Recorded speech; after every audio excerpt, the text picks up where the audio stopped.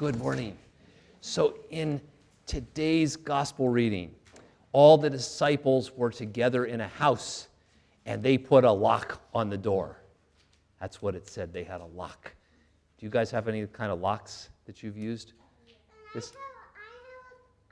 one key. You have one key. Sometimes they have keys. So this was a special lock I got when I went to the gym because the locks I used to have, some people actually were able to break into the lock and steal stuff out of my wallet.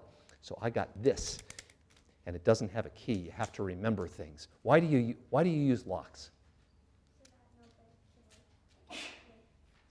So nobody can steal your stuff. That's why I got this one, right?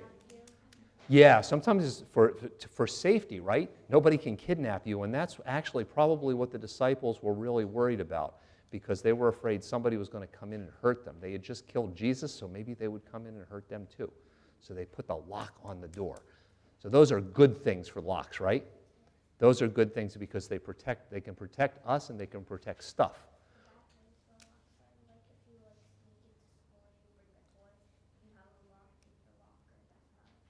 Yeah, so sometimes there are some bad things about locks too. So sometimes people lock up stuff in their locker that they're not allowed to have, and people don't know it. So that would be a bad thing. What's another bad thing about a lock? If there's an emergency and you lock the doors so that the person can't escape that. Yeah, sometimes there are locks, if you can't open them fast enough, you can't get out in an emergency.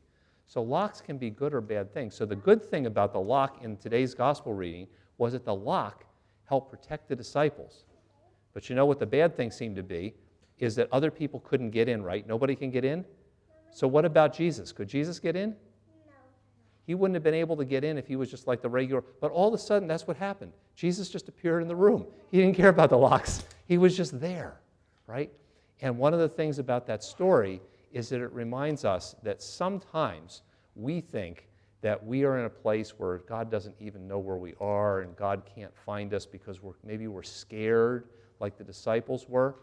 But Jesus came and he found them and he was there with them even though they were locked away and they were scared.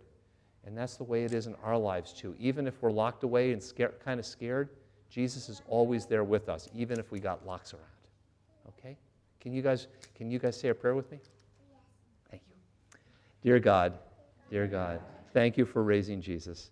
Thank you for raising Jesus and making it possible for him to always be with us. For him to always be with us. Help us to remember that. Help us to remember that and not be afraid. Amen. Thank you guys very much.